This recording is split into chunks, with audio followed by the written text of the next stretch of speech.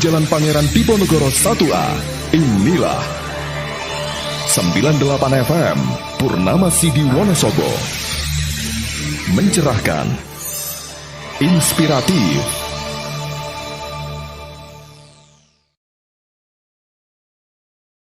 Assalamualaikum warahmatullahi wabarakatuh. Sahabat Purnama Sidi semuanya, kali ini kita kedatangan tamu dua nih di era lockdown social distancing kali ini. Nah, jarak kita 1 meter nih ya. Oke, di kanan kiri saya ada pemateri yang sangat luar biasa, mas-mas, adik-adik atau mas-mas nih?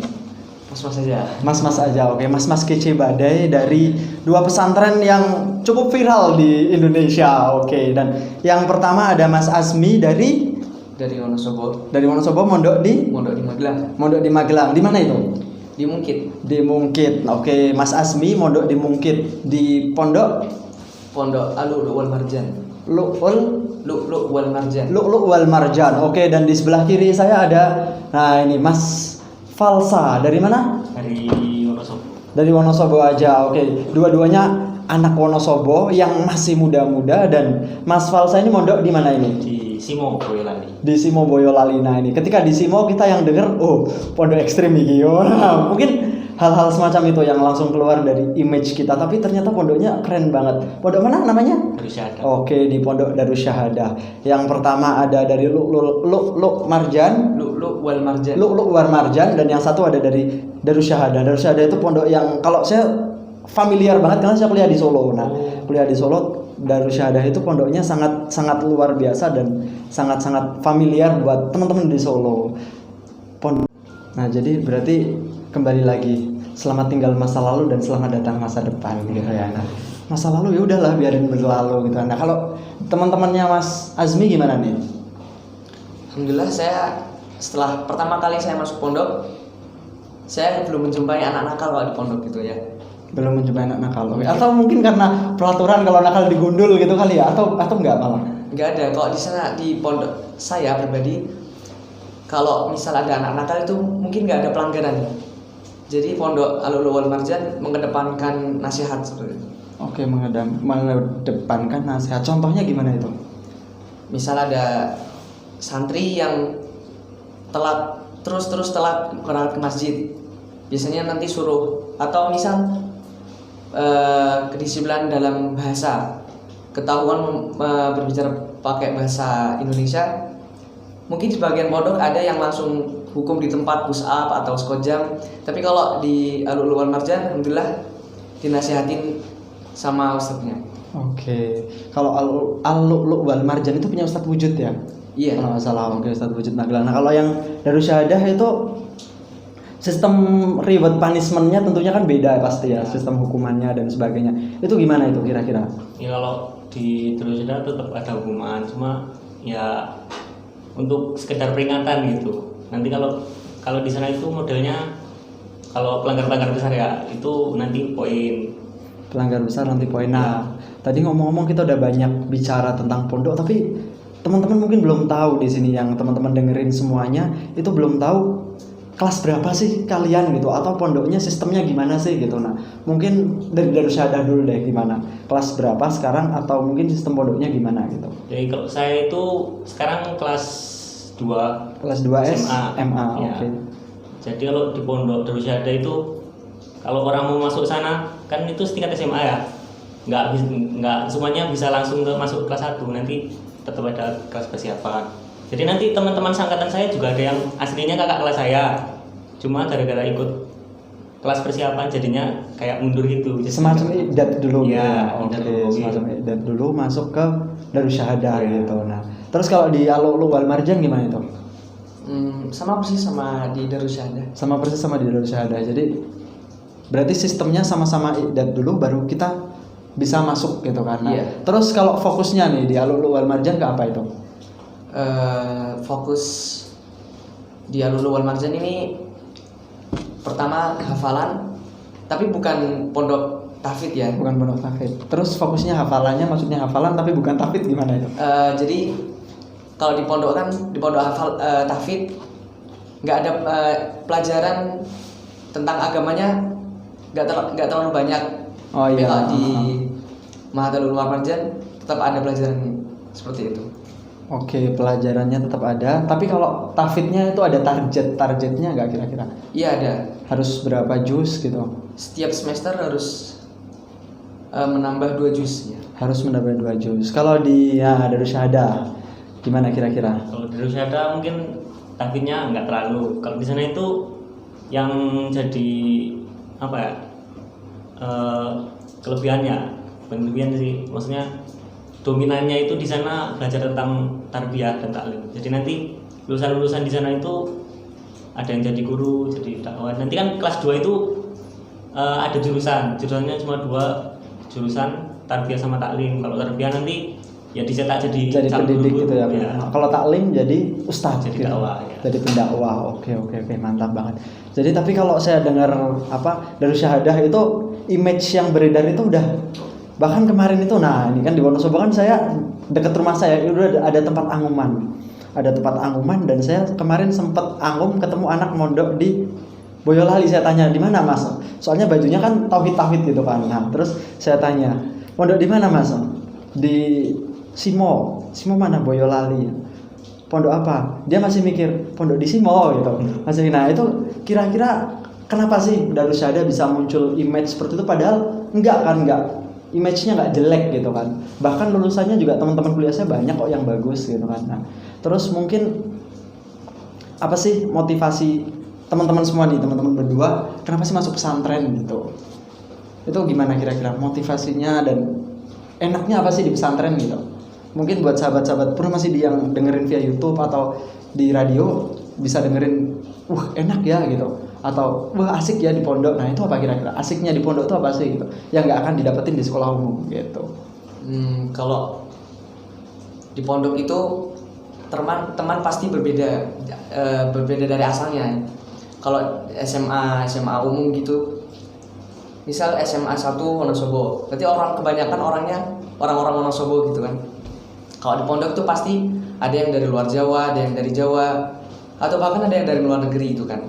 Jadi bisa saling bertanya tentang asal daerah apakah, seperti itulah. Asalnya apa? Nah, terus kalau di pondok, nah ini pertanyaan agak menarik ini. Kalau di pondok itu kan dipisah ya, cowok sama cewek ya. Dan usia anak SMA itu usia paling rentan. Nggak asik, nggak ada cowoknya, nggak ada ceweknya di sana gitu. Nah itu kira-kira gimana sih? Apakah ada titik-titik jenuh atau apa gitu? Kira-kira ada nggak? Ya kalau sesuai fitrah manusia ya pasti ada gitu kan. Wah, pengen ketemu cewek mungkin gitu kan. Oke. Nah, tapi kan Ini jawaban normal gitu ya.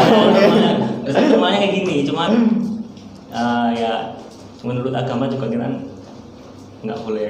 Oke, jadi yang jelas itu lingkungan yang membentuk gitu ya. Karena lingkungannya cowok semua, nggak ada cewek, cowok pun jadi gitu. Apa nggak gitu juga ya? Nah itu jadi tadi kita singgung sedikit nih tentang anak pondok nggak bisa lihat cewek gitu ya, tapi lingkungan sudah membentuk. Nah kalau di mana Al-Ulu wal Marjan itu gimana kira-kira? Apakah nggak malah jauh dari pondok ceweknya gitu? Kalau Al-Ulu wal Marjan dekat sih. Dekat. Wah ini momen penting ini ya.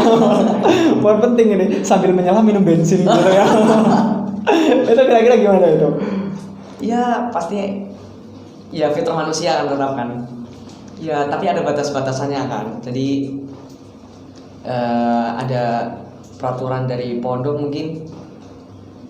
Ya kalau ada liburan kan pasti kan mungkin ada yang nyari-nyari atau hunting gitu ya. Ya gitu. Hunting. Wah. Jadi ntar boleh bawa HP nggak sih? Nggak boleh. Nggak boleh bawa HP. Jadi kalau liburan pun berarti nggak ada HP ya? Liburan masih tetap bawa HP. Bawa HP liburan ketika pulang atau ketika Iya. di sana udah ada HP disita dulu atau gimana gitu? Nggak ada? Nggak ada. Oke. Nah kalau liburnya itu kira-kira berapa pekan sekali atau hari apa gitu? Kalau libur Al-Ulu wal Marjan sebagian besar kalau pondok di Indonesia itu kan libur hari Jumat ya. Iya. Tapi kalau Al-Ulu wal Marjan itu hari Minggu. Berarti pondok nasional gitu ya? Iya. Oke. Kalau di sana? Hari Jumat. Hari Jumat. Nah ini berarti pondok normal gitu ya. Ini yang abnormal gitu ya. Nah, jadi ketika misal kita bicara pondok tadi disinggung sedikit kan sambil menyelam minum bensin itu tadi. Cari-cari itu normal banget emang ya. Berarti ternyata anak pondok gitu juga ya. Ya mungkin ada sebagian seperti itu. Wah, ini mungkin sebagian atau dianya gitu. Pasti nanti ada ya pengontrolan dari ustadz itu ada. Iya, ada. Nanti mungkin ada taftis atau pengecekan atau gimana. Oke. Jadi ada pengecekan dari tafsirnya dan terus juga ketika kita mungkin lihat kalau di Darussahadah itu ada pondok awatnya nggak sih? Ada, Ada di mana itu? tapi udah beda desa, udah jauh. Udah beda desa, udah jauh. Berarti itu mungkin kalau di Simo kan desa ya. Ya. Itu mungkin huntingnya cuma mak-mak sana gitu ya. Mak-mak bude-bude ibu kantin. Masuk-masuk udah masuk hutan.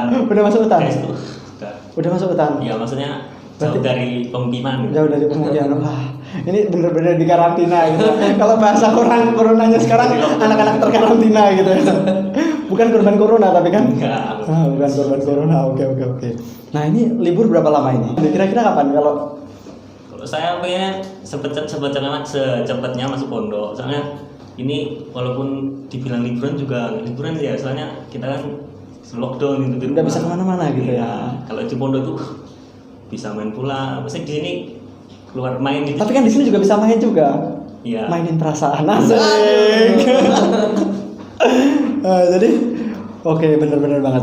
Jadi ketika kita sering banget ketika kita di pondok, sering nggak sih ngerasa, saya juga dulu waktu di asrama, saya bukan anak pondok gitu. Saya pernah mondok tapi pondoknya pondok sambal hijau gitu, pondok cabe gitu ya. Nah, jadi mungkin dulu ketika saya asrama itu saya sering mikir, kapan sih pra ini? Ketika mungkin libur terus saya pulang liburan lama mikir orang melbu ya. Itu kapan masuknya? Nah, juga. Nah itu ngerasa gitu nggak sih? Iya. Ngerasa gitu. Nah kalau ini nggak ya? Ini kayaknya selama lamanya ya. Jangan-jangan udah main kemana aja ini? Enggak, masih tetap di rumah. Masih stay di rumah. Oke, bener banget. Jadi emang bener banget karena era corona ini Ya, harus bener banget stay di rumah Iya. gitu kan. Bahkan udah disemprot berapa kali ini? kemarin saya nyemprot. Oh nyemprot, nggak disemprot. Gitu. Nggak. Oke. Nah terus mungkin pertanyaan selanjutnya atau obrolan kita selanjutnya mungkin masih banyak orang mikir nih di luar sana, orang mikir, oh pasti pindahin mondok ya. Bahkan banyak orang yang dipaksa-paksa untuk mondok dia nggak mau gitu. Nah mungkin bisa kasih tips lah kalian berdua, apa sih enaknya mondok yang udah pernah ngerasain gitu. Kalau saya pribadi kan, saya masuk pondok itu karena motivasi dari orang tua kan. Jadi saya masuk pondok itu mengiyakan apa kata orang tua. Sebentar. Ini yang jadi pertanyaan, motivasi atau paksaan nih? Ini motivasi. Motivasi, oke, bukan paksaan ya. Bukan. Oke, itu dengerin ya, bukan paksaan, motivasi. Oke, lanjut. Jadi saya mengiyakan apa kata orang tua. Jadi saya masuk. Setelah masuk, ada salah satu ustadz di sana ngasih tahu saya ridho Allah fi ridho walidain. Ridho Allah itu berada di ridho orang tua. Oke. Jadi orang tua saya ridho kalau saya mondok di Alur Luar Marjan. Jadi saya ya berusaha mencari ridho Allah karena orang tua ridho saya di pondok Luar Marjan. Oke, benar. Jadi ridho Allah ada di ridho kedua orang tua dan murka Allah juga ada di murka orang tua. Oke, mungkin dari sudut pandang ini dari syahadah gimana nih?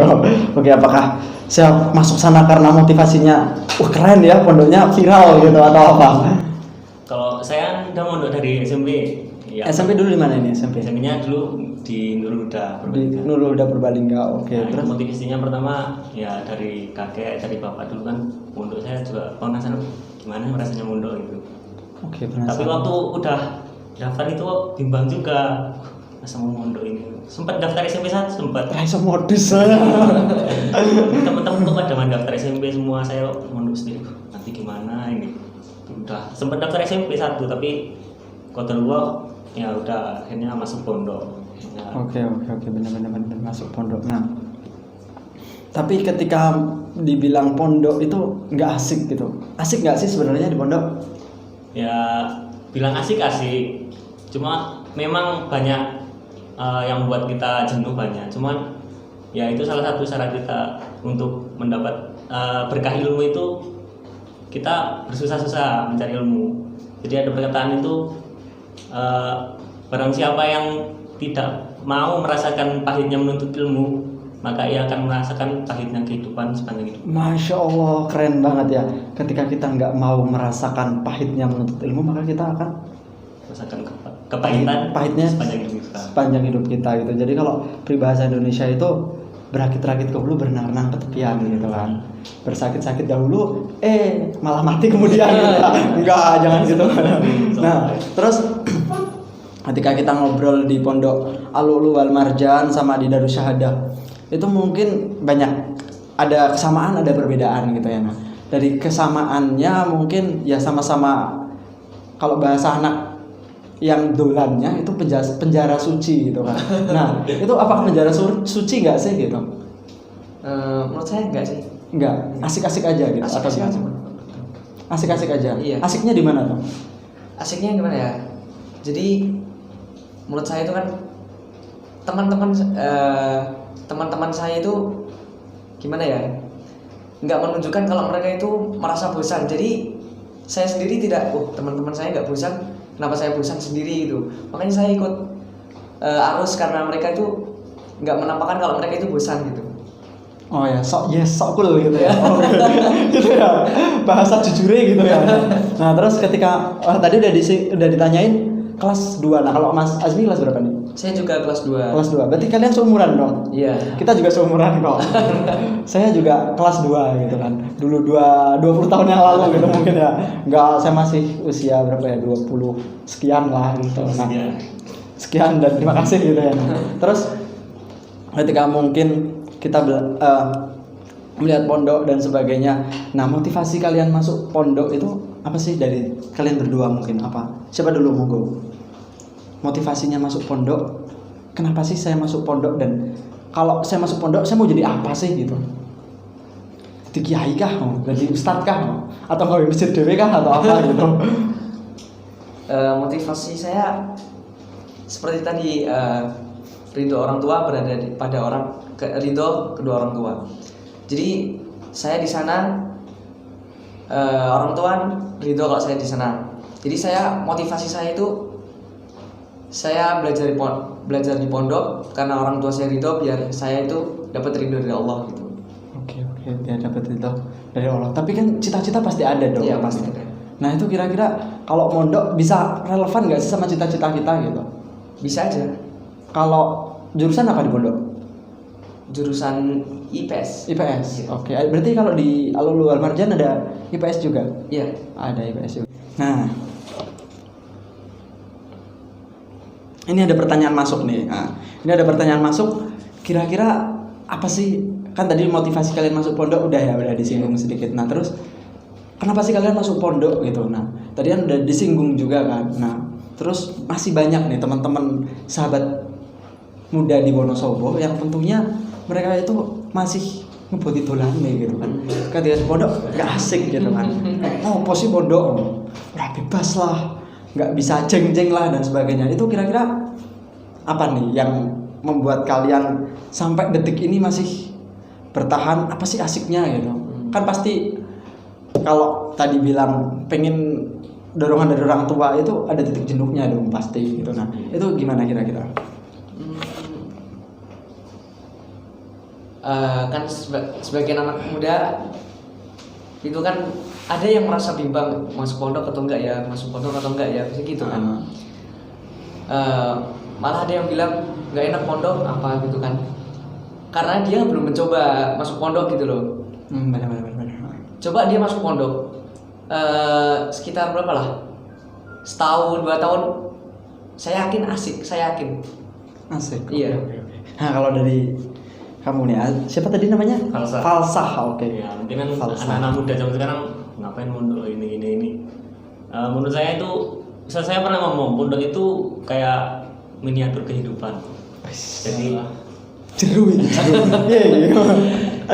Orang pondok itu emang ngerasain susahnya, bener-bener susahnya kehidupan tuh di pondok. Jadi untuk anak-anak muda itu mungkin yuk kerjanya dolan gitu. Nanti kalau masuk pondok tuh bakal merasa adrenalinnya tuh. Nanti kadang-kadang di pondok kita merasa kesulitan, seperti contohnya kita udah akhir bulan kok belum dikirim duit gitu. Nanti Emang ada yang berjajan di sana? ada tetap ada koperasi gitu ada. Oke. Nanti bakalan muncul inisiatif, saya nggak punya uang belum dikirim, itu nanti ada yang kreatif. Teman saya itu ada di pondok, dia itu emang jarang dikirim mungkin ya, terus inisiatif dia itu masak cilok. masak cilok, habis itu dijualin gitu kan di kelas. Jadi kan bisa penghasilan lah buat jajan gitu. Oke, berarti tetap bisa jualan juga bisa. Kalau di sana boleh juga apa lebih ke apa ya istilahnya pendidikannya? Ya di sana nggak boleh jual beli di sana. Nggak boleh jual beli. Iya. Oke. Terus tadi nyinggung nih, ini menarik nih. Soalnya beberapa pondok ada yang nggak boleh jual beli gitu, tapi di situ boleh itu. Enggak, sebenarnya nggak boleh. Sebenarnya nggak boleh. Ya. Umpet-umpetan. Santri. Kejar-kejaran juga. Itu bukan kriminal itu, tapi Iya. itu kecerdasan gitu ya. Apa ya? Perlombaan bertahan hidup gitu kan. Nah, perlombaan bertahan hidup. Gimana caranya kita bisa hidup tanpa tergantung sama kiriman orang tua gitu kan. Belajar mandiri juga gitu kan. Benar. Tapi ada yang pernah ketahuan nggak itu kira-kira? Pernah, jelas pernah. Di kamar saya, itu kamar saya, teman-teman saya jualan cilok. Ya wajannya itu, pokoknya Ustadz tuh kalau nanti masuk kamar santri nanti ya kadang-kadang daur apa ada keliling ngecek nanti kalau dapat barang terlarang di situ. Nah wajan itu ketahuan buat jualan, akhirnya di situ. Oke. Jadi tapi ada hukumannya nggak kira-kira tuh kayak gitu? Kalau kayak gitu mungkin nggak dihukum sih, cuman kita wajan disita nggak bisa jualan lagi. Nah, lagian kalau mau dihukum kan ustadznya, gue nggak bisa makan, lo emang mau nanggung gitu ya, gitu ya. Nah itu kan menarik juga sih, emang menarik juga bener banget. Jadi sebenarnya orang itu bisa hidup ketika dia kepepet gitu ya. Kalau nggak kepepet dia nggak bisa hidup kan. Kadang Pak duit tah, Bu duit tah, Mak duit tah dan sebagainya. Tapi ketika di pondok nggak ada HP, nggak ada, tapi buktinya bisa hidup aja gitu kan. Yang tadinya sempat dipaksa nggak masuk pondok.